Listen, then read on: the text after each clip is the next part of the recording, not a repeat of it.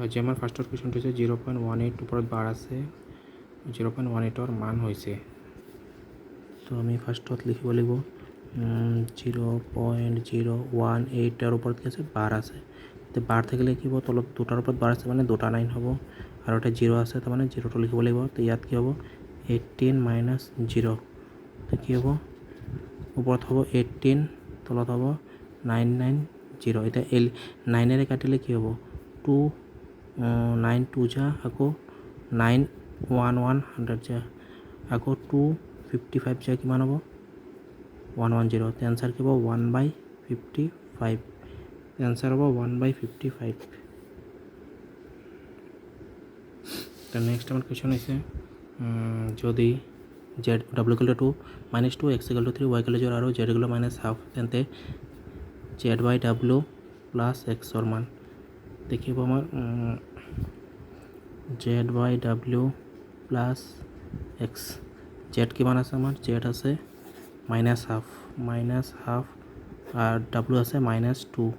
Plus x আছে কিমান 3 তো মাইনাছ আমি কেঞ্চেল কৰি দিব পাৰিম।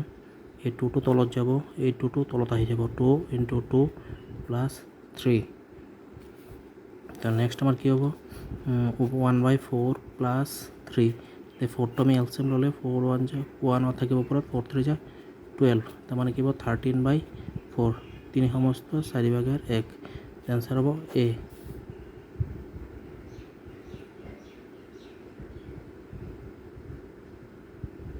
নেক্সট আমার কোয়েশ্চন আছে -3 0 -3 4 0 4 -2 -5 1 4 7 10 5 और মধ্যমা তো আমি মধ্যমা পাইছোঁ গোটেইকেইটা পজিটিভ থাকে কিন্তু ইয়াত আমি ইয়াত আমাৰ নিগেটিভো আছে -3 আছে -2 আছে -5 আছে তো আমি মধ্যমা উলিয়াব হ'লে ফাৰ্ষ্টত আমাৰ সৰুৰ পৰা ডাঙৰ লিখিব লাগে আটাইতকৈ সৰু কি আছে -5 তাৰপিছত কি হ'ব -3 তাৰপিছত কি হ'ব -2 তাৰপিছত 0 তাৰপিছত 1 তাৰপিছত 4 আছে দুটা 4 তাৰপিছত কি আছে আৰু আমাৰ 5 আছে তাৰপিছত আৰু কি আছে আমাৰ 7 আছে টোটাল কিমান আছে 1 2 3 4 5 6 7 8 9 আৰু এটা কি আছে এক্সট্ৰা 10 এটা আছে 10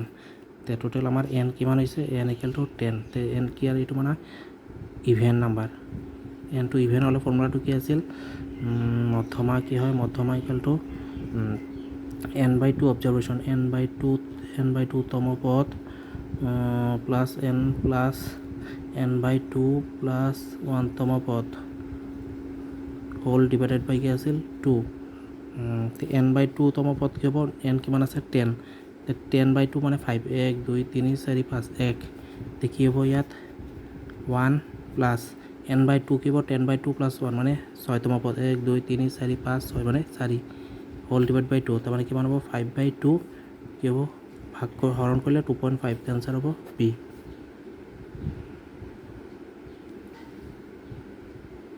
তো নেক্সট আমাৰ কোৱেশ্চন হৈছে 5x - 2x x - 1 দেখিব এইটো 5x - 2x plus 2x square sorry 2x × 2x square plus 2x দেখিব 5x plus 2x 7x - 2x square answer হ'ব আমাৰ ডি।